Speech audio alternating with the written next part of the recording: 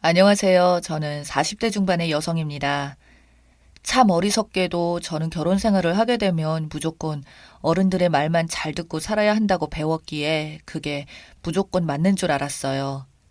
남편과 결혼한 지 약 15년이 되었어요. 저희 남편은 저를 한번 보고는 제가 그렇게 마음에 든다고 들이댄 남편. 연애할 때는 진짜 저에게 간이고 쓸개고 모두 주듯이 저에게 다정하게 잘해줬어요.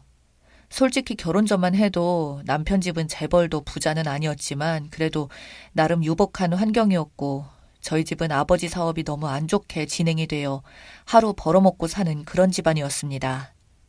그러다 보니 그쪽에서 결혼 이야기를 건네면 한번 소개받아보고 싶다고 연락이 들어오자 저희 집에서는 아주 화색을 띠면서 좋다고 했었죠. 솔직히 남편을 만났을 때는 그렇게 좋은지도 잘 모르겠고 남편의 오만한 성격이랄까요? 그 당시에는 집안에서 저의 위치는 그저 부모님이 시키는 대로 떠밀려가는 시기였던지라 부잣집에서 저를 좋아한다는데 도대체 뭐가 문제냐며 여자는 고로 그냥 남자 잘 만나서 아이 잘 낳고 살면 된다고 저를 떠밀다시피 넘겼습니다. 지금도 그때 일만 생각하면 미안하다고 저에게 말씀하시는 부모님을 저는 이해는 합니다. 부모님도 당시에는 하시던 일이 너무 잘 안 풀리셨죠. 점점 날이 갈수록 먹고 살기 힘든데 사돈의 덕 좀 보고 싶었겠죠. 그렇게 저는 어쩌다 보니 남의 집에 팔리듯이 시집와서는 온갖 더러운 꼴을 보게 되었어요. 진짜 부자들에 비교하면 아무것도 없는 집안인데 저한테는 그렇게 자랑질을 하고 싶었는지 맨날 자랑질을 하면서 우리 집안에 솔직히 네가 어울리기는 하냐며 막말을 서슴없이 하는 건 기본에 날이 갈수록 대놓고 무시하는 말들을 내뱉기 시작하는데 가끔 선을 넘어서 저희 부모님 무시하는 말까지도 하더군요. 너를 낳아준 부모님은 도대체 젊은 날에 뭘 어찌했길래 그 나이가 되도록 이렇게 집안에 돈이 없냐면서요. 그래도 초창기에는 남편이 그 당시에 저를 너무 좋아해줘서 결혼하자마자 따로 분가하고 저희끼리 살던 집에서 시어머니가 하루가 멀다 하고 저를 부르면 남편이 막아주고 시모랑 싸우고 하더니 그게 딱 4년을 못 가더군요. 어느 날부터인가 남편이 변했습니다. 저희 남편은 제 입으로 말하긴 그렇지만 진짜 객관적으로 못생겼어요. 그래도 전 남들한테 나름 이쁘게 생겼다, 곱게 생겼다는 말들을 듣고는 자랐지만 남편을 처음 볼 때부터 무섭게 생겼다고 할 정도로 못생겼어요. 그래도 저한테는 껌뻑 죽고 또 공부도 잘해서 좋은 회사를 다니기도 한다고 하니까 저도 좋은 게 좋은 거라고 생각하며 부모님한테 떠밀리듯 했지만 긍정적으로 생각해서 하게 된 결혼이었는데 남편의 그런 사랑이 끝난 이유는 바로 남편에게 다른 여자가 생겼기 때문이에요. 어느 날부터인가 남편이 저와 대화도 회피하고 아이도 잘 안 봐주고 뭐가 그리 급한지 맨날 출장이다 야근이라 라면서 늦다가 한 번은 술을 진탕 먹고 와서는 흐트러진 모습으로 소파에서 자더군요. 저는 편하게 자라고 옷이라도 치워주다가 남편 코트에 묻은 여자 머리카락들과 향수 냄새를 맡게 되면서 알게 되었습니다. 남편이 바람을 피울 거라고는 전혀 상상조차도 못했었는데 순간 멍해지더라고요. 침착하게 정신줄을 잡고 일단 남편이 휴대폰을 들여다보니 그 당시 휴대폰 속에는 사랑한다, 보고 싶다는 말들이 남겨져 있더군요. 그때 휴대폰 속에서 더 짜증이 났던 것은 제가 집구석에 앉아서 이렇게 무시를 당하는 게 돈을 못 벌어서라고 생각을 했고 그래서 저는 공부를 하려고 했습니다.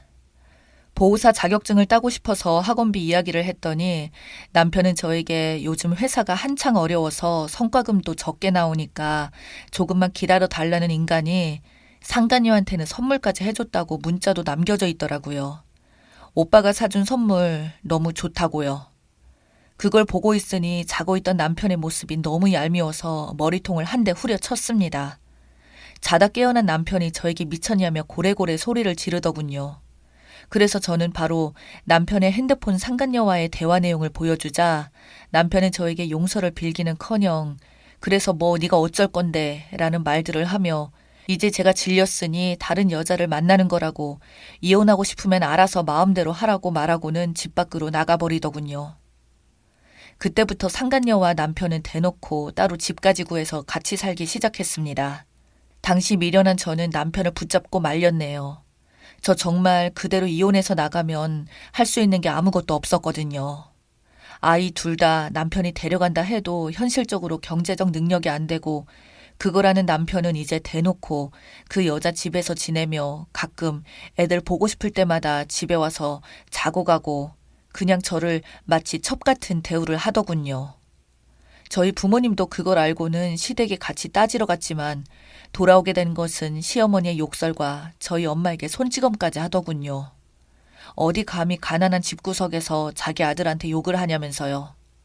이혼하면 인생 망가지는 것은 우리 아들이 아니라 당신의 딸일 텐데 돈 없어서 빈손으로 시집 보낸 주제에 감히 어디다가 따지냐는 시어머니.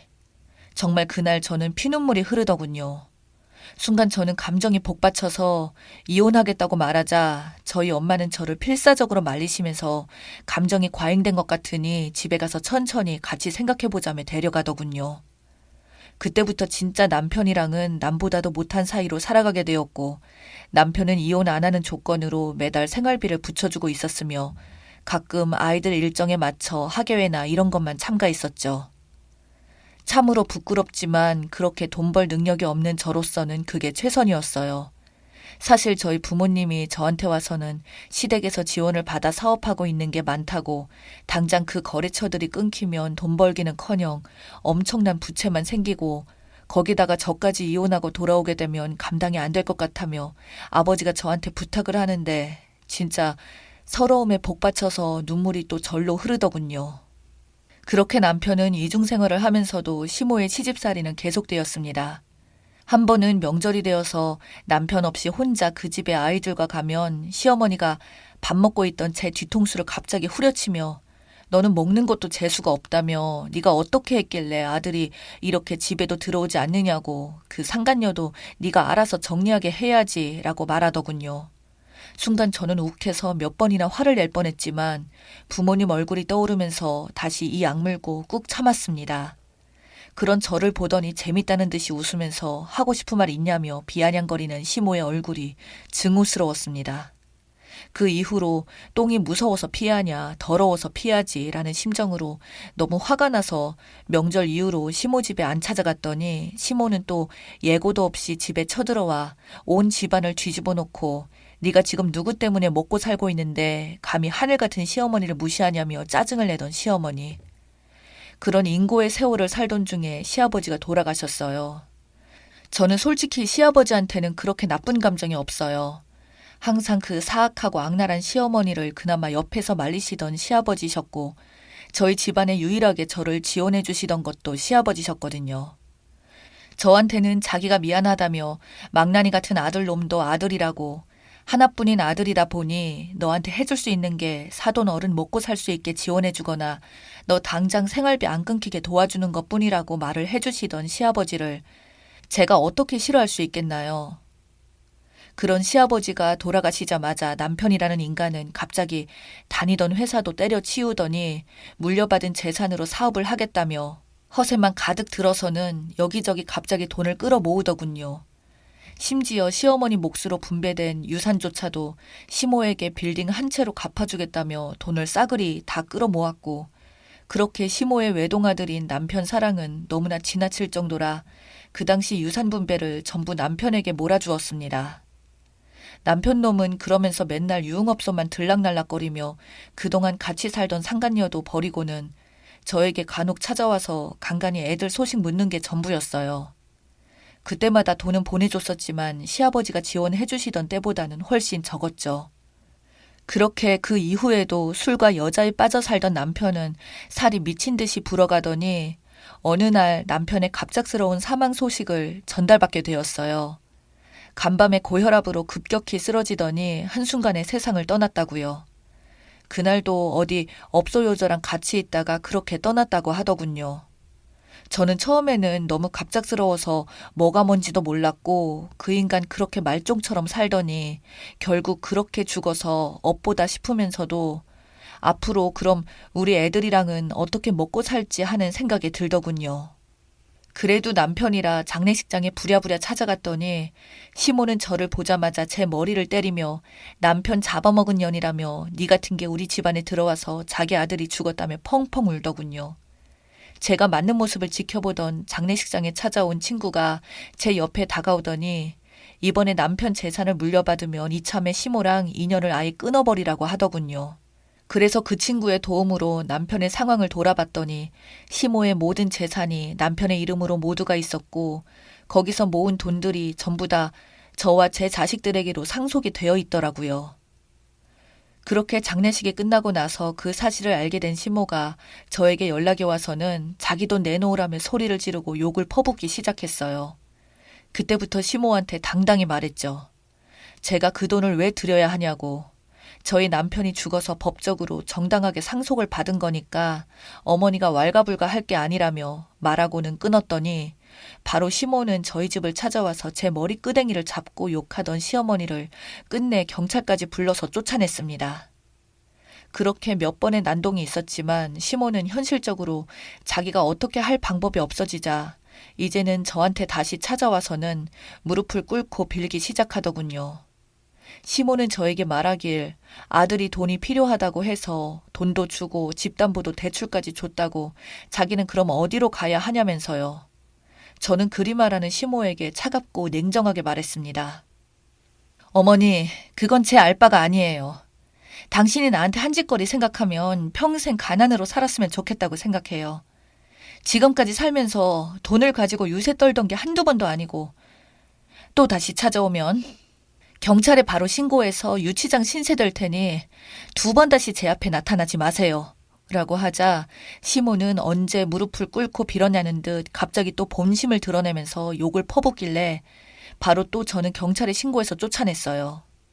그 이후로 시모와 저는 인연을 끊고 다시는 안 보고 살려고 했지만 저희 부모님이 너무 그렇게 하지 말라는 말씀에 어쩌다 보니 남편의 사고로 뜻밖의 물려받은 돈들이 워낙 많기도 했고 인간의 도리라 생각하고 정말 10원도 주기 싫었지만 시모의 대출금만큼은 제가 다 갚아주고 끝냈습니다. 제가 그렇게 하자 시모는 고맙다고 반 억지로 말을 하면서도 저에게 들어온 그 많은 돈들이 너무나도 아까운지 눈물을 뚝뚝 흘리더군요. 저는 그런 시모에게 말했어요. 어머니, 저와는 시모와 며느리 사이지만 그래도 같은 여자인데 어떻게 그렇게 저한테 막대할 수가 있었는지 차라리 더도 말고 시아버지처럼 저에게 정도 주고 그러셨으면 제가 아마 지금 모시고 살면서 챙겨들었을 거예요. 왜 꼭 그렇게도 저를 못 잡아먹어서 안달이셨어요? 라고 물어보자 그저 아무 말 없이 일어나서는 쓸쓸히 그 자리를 떠나는 시모. 그 이후로 저랑 아이들 정말 행복하게 잘 지내고 있습니다. 시모도 지금까지 연락도 없었고 이후 저희 부모님은 일 그만두시고 아이들과 함께 같은 집에서 같이 잘 지내고 있습니다. 항상 행복하세요.